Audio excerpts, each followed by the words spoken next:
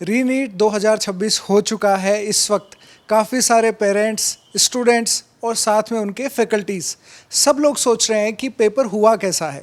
क्या ये नीट 2026 जो 3 मई को हुआ था वैसा ही था या उससे ज़्यादा टफ था?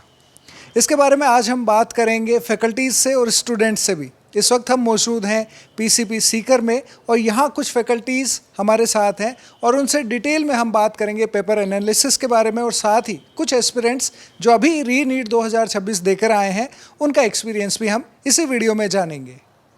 तो अभी हमारे साथ हैं फिज़िक्स, केमिस्ट्री और बायोलॉजी की फैकल्टी। सर, आपसे जानना चाहेंगे कि 3 मई का एग्ज़ाम हुआ था, उसका असर हमने देखा था कि बच्चे बहुत खुश थे, उनको लग रहा था कि बहुत अच्छा स्कोर होगा, बहुत अच्छे कॉलेजेस मिलेंगे, लेकिन सब मटिया मेट हो गया। अब 21 जून को फिर से एग्ज़ाम हुआ है, री नीट हुआ है। सेंटर से बहुत सारे बच्चे रोते हुए बाहर निकलते हमने देखे, लेकिन हम समझ नहीं पाए कि उनकी असल दिक्कत क्या थी। इसलिए हम ने सोचा कि आप लोगों से बात करी जाए, पता चले कि कौन सा सब्जेक्ट इसके लिए दोषी है। तो सबसे पहले फिज़िक्स से शुरू करते हैं। आपने एग्ज़ाम पेपर देखा, कितना डिफरेंट है 3 तारीख के एग्ज़ाम से? सर 3 तारीख से पेपर में अच्छा खासा डिफरेंस है। 3 तारीख वाला जो पेपर था उसके कंपैरिजन में पेपर थोड़ा सा लेंदी है। इसके अलावा इसमें मतलब लेवल जो है वो इजी टू थोड़ा सा मॉडरेट किया गया है। अपन बोल सकते हैं कि जो 3 तारीख को पेपर आया था वो इजी पेपर था। ये वाला पेपर जो है थोड़ा सा इजी टू मॉडरेट है। इसके अंदर आप ये मान के चल सकते हैं कि 24-25 क्वेश्चन तो ईजी हैं और 13-14 क्वेश्चन इसमें ऐसे हैं जो मॉडरेट हैं। 5-6 सवाल आप ऐसे भी मान सकते हैं इसके अंदर जो नीट के हिसाब से, नीट का जो लेवल होता है उसके हिसाब से थोड़े से कंपैरेटिवली लेंदी हैं और टफ भी हैं। तो ओवरऑल अगर अपन बात करें तो जो पेपर 3 मई को हुआ था उसके कंपैरिजन में फिजिक्स का पेपर थोड़ा सा टफ माना जाएगा। तो जो 15 मिनट एक्स्ट्रा दिए गए उससे भी ये मतलब कंपनसेट हुआ नहीं ऐसा? अगर अपन मान के चलें कि क्वेश्चन की लेंथ की बात करें या मतलब कैलकुलेशन की बात करें तो उसमें ज़रूर बच्चों को सपोर्ट मिला है, लेकिन कॉन्सेप्चुअली भी अपन देखें तो जिस तरह के न्यूमेरिकल्स इस बार ऐड हुए हैं इस तरह के न्यूमेरिकल 3 तारीख वाले पेपर में नहीं थे, तो उसमें थोड़ा बच्चों को दिक्कत आई होगी। तो आप लोग ये एक्सपेक्ट तो कर रहे होंगे 3 तारीख के बाद कि अगर एग्ज़ाम कैंसिल हुआ और एनटीए को इतनी गालियाँ पड़ी है तो डेफिनेटली उन्होंने बदला लेने की तो सोची होगी। तो ये क्या बदला ही है? बदला तो नहीं कह सकते, लेकिन सर ये मतलब पता था कि पेपर में थोड़ा सा लेवल में सुधार होगा पेपर के लेवल में, तो हमने यहाँ पीसीपी में बच्चों को जो तैयारी करवाई थी वो मॉडरेट टू टफ लेवल के पेपर की तैयारी करवाई थी, इसलिए यहाँ के बच्चों को कंपैरेटिवली फिजिक्स में स्कोर बहुत अच्छा रहा है। ओके, जैसे आप पूरे साल तैयारी करवाते हैं, फिर लास्ट में आपको 1 महीने से बस कुछ ही दिन एक्स्ट्रा मिले री नीट की तैयारी के लिए, और जिसमें आपने कहा कि आपने मॉडरेट टू टफ के लिए आपने तैयारी कराई। क्या इतने दिनों में, ये 35-40 दिनों में पॉसिबल हो पाया? क्योंकि सर हमने पहले भी जो तैयारी करवाई थी वो भी अच्छे लेवल की करवाई थी, मॉडरेट टू टफ लेवल की करवाई थी। उसका रीज़न ये था कि लास्ट ईयर पेपर टफ आया था, तो लास्ट ईयर पेपर टफ आया था तो हमने तैयारी उसी हिसाब से करवाई थी। फिर इस बार पेपर ईजी आ गया तो उसमें बच्चों का बहुत अच्छा स्कोर आया। अब हमारी तैयारी पहले से ही मॉडरेट टू टफ की थी और फिर अब जब हमें टाइम मिला तो फिर से हमने मॉडरेट टू टफ की तैयारी करवाई, तो उससे यहाँ के बच्चों को, पीसीबी के बच्चों को काफ़ी अच्छा फ़ायदा हुआ है। ओके, कुछ आज ऐसे टॉपिक्स या कुछ ऐसी चीज़ें बता सकते हैं जो भले ही मुझे तो ना समझ में आया, लेकिन बहुत सारे नीट एस्पिरेंट्स हैं जो एग्ज़ाम देकर आए हैं, उनके लिए कुछ आप थोड़ा एलोबरेट कर सकते हैं? इसमें सर जैसे कि एक्सपेरिमेंटल फिजिक्स लास्ट ईयर से ही सिलेबस में ऐड हुआ था, तो एक्सपेरिमेंटल फिजिक्स से क्वेश्चन पूछे गए हैं और बहुत मतलब इस तरह के क्वेश्चन पूछे गए हैं जो थ्योरेटिकल हैं पूरी तरह से। थ्योरी जिस बच्चे ने अच्छे से पढ़ी होगी एक्सपेरिमेंट की वही कर सकता है, या फिर जिसने एक्सपेरिमेंट किया हो उसमें भी एक कन्फ्यूज़न क्रिएट करने वाला क्वेश्चन है उसके अंदर। तो इस तरह से अपन कह सकते हैं कि जो फर्स्ट चैप्टर है उसको बच्चे ज़्यादा ध्यान नहीं देते। एक्सपेरिमेंटल फिजिक्स हो गया, यूनिट डायमेंशन एरर हो गया, उसके क्वेश्चन काफ़ी आए हैं। 12th क्लास से इस बार जो इलेक्ट्रोस्टैटिक्स वगैरह के क्वेश्चन आए हैं उनको आप ये नहीं कह सकते हैं कि नीट लेवल से थोड़े से ऊपर के क्वेश्चन है। उस तरह के क्वेश्चन बच्चों के पहले अमूमन देखे हुए नहीं होते अगर अच्छे लेवल की उन्होंने टेस्ट सीरीज़ नहीं दी हुई है तो। लेकिन क्योंकि अपना जो लेवल रहता है तो मॉडरेट टू टफ रहता है, तो हम जेई मेन लेवल को आराम से टच करते हैं। तो आप ये कह सकते हैं कि मोर ओवर 6-7-8 क्वेश्चन ऐसे थे जो जेई मेन लेवल के थे या उससे भी थोड़े से ऊपर के लेवल के थे, तो उनमें पीसीबी के बच्चों को ज़्यादा दिक्कत नहीं है क्योंकि अपन ने टेस्ट सीरीज़ में उन क्वेश्चंस को जो है यूज़ में लिया था, बच्चों से उनकी प्रैक्टिस करवाई थी। Okay, great. अब केमिस्ट्री के बारे में बात करते हैं। सर, आपके हिसाब से पेपर कैसा था? केमिस्ट्री की अगर बात करें तो 3 मई के कंपेरेटिवली पेपर काफ़ी टफ था, मॉडरेट टू टफ हम इजी वे में कहेंगे। अब वेटेज वाइज बात करें तो जैसे कि ऑर्गेनिक, इनऑर्गेनिक और फिजिकल ऑलमोस्ट बराबर क्वेश्चंस थे, ठीक है। बस एक क्वेश्चन ऑर्गेनिक में कम आया था, रिलेटिवली 14 क्वेश्चंस। और इनमें अगर बात करें टफनेस की तो ऑर्गेनिक में काफ़ी टफ रहा है पेपर और क्वेश्चंस काफ़ी ट्रिकी भी थे, आपस में कंसेप्ट को मिक्स भी किया गया था, ठीक है। वैरायटी भी क्वेश्चंस की इंक्लूड की गई थी और उसके बाद में फिजिकल केमिस्ट्री की अगर बात करें तो उसमें भी 3-4 क्वेश्चंस अच्छी क्वालिटी के थे। इनऑर्गेनिक की अगर पोर्शन की बात करते हैं तो वो सबसे इजी था रिलेटिवली इन तीनों पोर्शंस के। तो ओवरऑल अगर हम बात करें तो केमिस्ट्री 3 मई से मॉडरेट से टफर साइड में थी। ओके, अभी आप काफ़ी सारे एस्पिरेंट से मिले होंगे पेपर देकर आने के बाद में, उनके एक्सपीरियंस आपको कैसे मिले? उनके एक्सपीरियंस जैसे बाकी बच्चों से हमने बात की तो काफ़ी अच्छा पेपर पीसीपी का बच्चों का गया है, और उसका कारण भी ये रहा क्योंकि हमने बहुत अच्छे से प्रैक्टिस करवा रखी है। बच्चों के जेई मेन की ऑलरेडी प्रैक्टिस करवा रखी थी, और पहले भी हमें पता था कि आइडिया था कि इस बार वापस पेपर हो रहा है तो कहीं ना कहीं पेपर टफ आएगा। और दूसरा फिर हमें वो श्योरिटी में कन्फर्म हो गए हम कि 15 मिनट एक्स्ट्रा दिए जा रहे हैं, तो लग गया कि कहीं ना कहीं पेपर टफर साइड में रखा जाएगा, क्योंकि 15 मिनट्स एक्स्ट्रा देने का तो कोई सेंस बनता नहीं है बिना उसके। तो हमने काफ़ी अच्छे से बच्चों की प्रैक्टिस कराई और उस हिसाब से बच्चों ने काफ़ी अच्छा परफॉर्म किया है। Okay, great.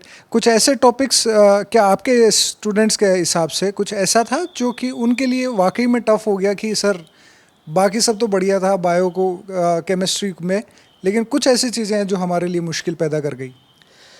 ऐसा हमारे अगर बच्चों की बात करें तो उनके लिए कुछ ऐसा था नहीं, क्योंकि सब टॉपिक्स की हमने अच्छे से प्रैक्टिस करवा रखी थी।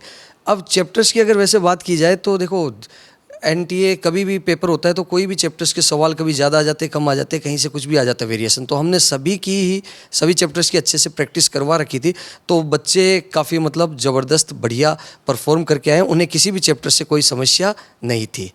Okay, great. सर, फिजिक्स और केमिस्ट्री हो गया, बायोलॉजी इसको स्टूडेंट सबसे पहले अटेम्प्ट करते हैं और उनको लगता है कि ये थोड़ा सा मतलब आसान है, इधर जो मुश्किल पड़ती है आप आसान करते हो। आपके हिसाब से कैसा रहा पेपर? बायो की अगर सर मैं बात करूं तो फिज़िक्स और केमिस्ट्री के कंपैरिजन में बायो इजी थी, लेकिन 3 तारीख के पेपर के कंपैरिजन में बायो थोड़ी सी टफ थी, क्योंकि 3 तारीख के पेपर की अगर हम बात करें तो उसमें एसएसआर रीजन के क्वेश्चन नहीं थे कोई भी, लेकिन इस बार एनटीए ने वो क्वेश्चन डाले हैं जो स्टूडेंट के लिए एक अच्छे क्वेश्चन माने जाते हैं। उनमें स्टूडेंट गलत करने के चांसेस, क्वेश्चन रॉन्ग करने के चांसेस ज़्यादा होते हैं, तो वो क्वेश्चन भी ऐड किए हैं। साथ में इस बार बायो में कैलकुलेटिव क्वेश्चन भी ऐड किए हैं, प्लांट फिजियो से हैं और इसी तरह से ह्यूमन फिजियोलॉजी से भी उन्होंने क्वेश्चन को काफ़ी अच्छा कवर करने की कोशिश की है। तो ओवरऑल अगर मैं बात करूँ तो बायो के पेपर को भी हम इजी तो नहीं कह सकते, बस ये है मॉडरेट कह सकते हैं। और साथ में अगर हम बात करें बायो की तो बॉटनी कंपैरेटिवली इजी थी, जूलॉजी थोड़ी सी टफ साइड थी। एआर बेसिस पे क्वेश्चन जो है वो स्टूडेंट को हो सकता है उन्होंने तकलीफ़ दी हो, लेकिन डेफिनेटली पीसीपी के स्टूडेंट को किसी भी तरह की कोई तकलीफ़ नहीं हुई। बायो में काफ़ी अच्छा स्कोर कर रहे हैं बच्चे, जैसे बच्चों से बात हुई है तो उन्होंने काफ़ी अच्छा स्कोर किया है, क्योंकि हर टाइप से बच्चों को तैयार किया गया था। एआर क्वेश्चन बेसिस पर भी उनको तैयार किया गया था और कम्प्लीटली एनसीईआरटी बेस्ड पेपर था। आउट ऑफ एनसीईआरटी एक सिंगल क्वेश्चन भी नहीं था, और एनसीईआरटी बेसिस पेपर में पीसीपी ने अच्छे तरीके से बच्चों को तैयार किया है, तो काफ़ी अच्छा स्कोर रहा है बच्चों का। ओके, एग्ज़ाम सेंटर के एक्सपीरियंस के बारे में बात हुई आपकी एस्पिरेंट से? एग्ज़ाम सेंटर के एक्सपीरियंस पे बात की, 2-3 बच्चों से भी बात हुई थी, तो ऐसा बहुत ज़्यादा कोई एक्स्ट्रा नहीं था। जैसा 3 तारीख को रहा था वैसा ही एग्ज़ाम सेंटर पे रहा था। वो ये है कि बस चीज़ें हवा ही थी, बाकी तो नॉर्मली एग्ज़ाम सेंटर में जैसे 3 तारीख को था वैसे था।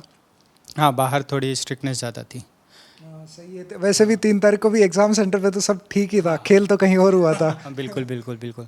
तो एग्ज़ाम सेंटर पे काफ़ी अच्छा था, और जो एग्ज़ाम सेंटर पे जो ड्यूटी दे रहे थे उन्होंने भी काफ़ी बच्चों को कोऑपरेट किया ही है और अपनी ड्यूटी अच्छे से निभाई उन्होंने। ओके, कुछ एस्पिरेंट्स ऐसे होते हैं जो एक्स्ट्रा ऑर्डिनरी होते हैं, जो इंटेलिजेंट होते हैं, मतलब ऐसा लगता है कि हाँ यार ये बच्चे तो बने इसी के लिए हैं कि ये डॉक्टर बन जाएंगे।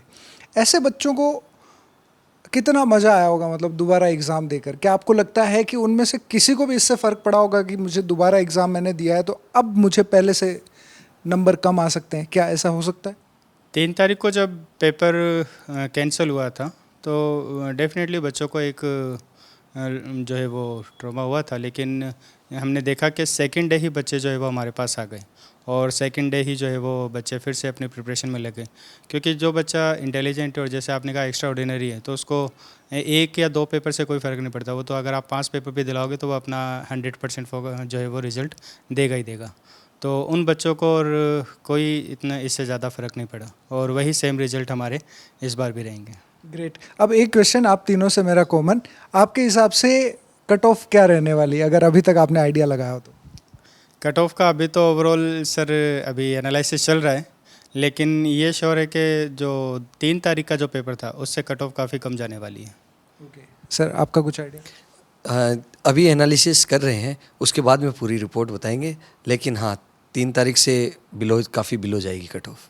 ओके सर, कहीं तो नंबर लेके जाइए। तो अभी जैसे पीसीपी के स्टूडेंट से हमारी बातचीत हुई है, तो यहाँ जैसा कि मैंने बताया कि बच्चों का पेपर बहुत अच्छा हुआ है यहाँ, तो मेरा ये मानना है कि कट ऑफ जो है 550 से 600 के बीच में रहनी चाहिए। Okay great. अब जब बच्चों का एग्ज़ाम हो चुका है, अब सारे बच्चे वापस अपने घरों को चले जाएंगे और इससे इसके नीट की तैयारी से बाहर निकल जाएंगे कि ठीक है अब तो एग्ज़ाम आना है, करना है। एक चीज़ मैं अब चाहता हूँ कि अब कुछ बच्चों को तो पता है कि अपना तो हो जाएगा, अपना तो हो गया है, सब सेट है, लेकिन कुछ बच्चे जिनका नहीं होने वाला सा लग रहा है, ऐसे एस्पिरेंट्स आपसे भी मिलते होंगे, उनके लिए आपका क्या मैसेज है? उनके लिए सर हम यही कहना चाहेंगे कि ज़्यादा टाइम वेस्ट ना करें और दोबारा से मैदान में कूद जाएं, क्योंकि अगर वो टाइम वेस्ट नहीं करेंगे और जल्दी से जल्दी स्टार्ट करेंगे तो वो जीरो से स्टार्ट नहीं करेंगे। उनके पास अच्छा खासा एक्सपीरियंस है, उन्होंने पेपर दिया है और 2 बार पेपर दिया है। तो जो बच्चे 12th के हैं उन्होंने भी 2 बार पेपर दे दिया, तो उनके पास अच्छा खासा एक्सपीरियंस है। तो अगर कोई इस बार कमी रह गई तो उस पर वो फोकस करें अच्छे से पूरे साल, और नेक्स्ट ईयर नीट का पेपर फाइट करें तो बहुत अच्छा रिजल्ट उनका आएगा। निराश होने की कहीं कोई ज़रूरत नहीं है, अपने पास मौका है। सर आपका कुछ मैसेज, आप कुछ ऐड ऑन करना चाहें? बिल्कुल, तैयारी अब जितनी जल्दी हो सके उतना जल्दी करें तो बढ़िया रहेगा, क्योंकि ऑलरेडी अगले सेशन के लिए बच्चे थोड़े से रिलेटिवली लेट हो चुके हैं। अगर 3 मई को पेपर होता तो उसके अकॉर्डिंग वो बच्चे एडमिशन लेते और तैयारी करते, तो उससे रिलेटिवली अब कम टाइम बच्चों को मिलेगा। तो कहीं ना कहीं फिर सिलेबस को फास्ट कवर अप करने की कोशिश में छोटी छोटी चीज़ें स्किप कर सकते हैं। तो जितना जल्दी हो सके वो तैयारी में जुट जाएं तो उनके लिए बढ़िया रहेगा। सर तैयारी बच्चे जैसे ही cut off expected cut off जो है वो जारी हो जाए तो मैं उनको यही मैसेज देना चाहूँगा कि आप जो है वो अगर कट ऑफ से आपके मार्क्स काफ़ी कम हैं तो जल्द से जल्द जो है वो तैयारी फिर से आप स्टार्ट कर लें, क्योंकि नीट नेक्स्ट ईयर भी होने वाला है। हाँ बिल्कुल सही है। अब एक लास्ट बात कि अब सीकर को क्या पिछले 2 साल से 720 की आदत पड़ गई है, तो क्या लगता है आप लोगों को इस बार सीकर 720 देगा? देखिए सर, 720 तो मतलब एक वो हो गया परफेक्ट स्कोर, बट ये है कि सीकर टॉप रैंक जरूर प्रोड्यूस करेगा इस बार भी। सर आप क्या कहना चाहेंगे? बिल्कुल, अब सीकर पे पूरे देश की नज़र रहती है, क्योंकि सीकर ने काफ़ी अच्छी रैंक्स प्रोड्यूस की है और हर साल की तरह इस बार भी सीकर बहुत अच्छी रैंक प्रोड्यूस करेगा। और इस बार नज़र कुछ ज़्यादा है सर। मैं बस यही कहना चाहूँगा कि सीकर और सीकर में पीसीपी फिर से अपने आप को प्रूफ करने वाले हैं इस बार। ग्रेट, आप सभी को बहुत बधाइयाँ और मेरी तरफ से आपको अग्रिम शुभकामनाएं कि आप इस बार ऐसा कुछ करें, क्योंकि सीकर इस बार डेफिनेटली हम यही प्रे करते हैं, यही उम्मीद करते हैं कि सीकर फिर से टॉपर्स दे, और ताकि सिर्फ रिजल्ट्स अचीवमेंट्स नहीं, बहुत सारे लोगों को जवाब भी देना है उसके ज़रिए। तो उम्मीद करते हैं आपका एग्ज़ाम कैसा गया है, आपका एक्सपेक्टेड स्कोर क्या आ रहा है, वो आप हमें कमेंट करके ज़रूर बताएं। और आपको लगता है कि किसी को पेपर एनालिसिस के बारे में जानने की आवश्यकता है तो उसके साथ आप ये वीडियो शेयर कर सकते हैं। Thank you very much.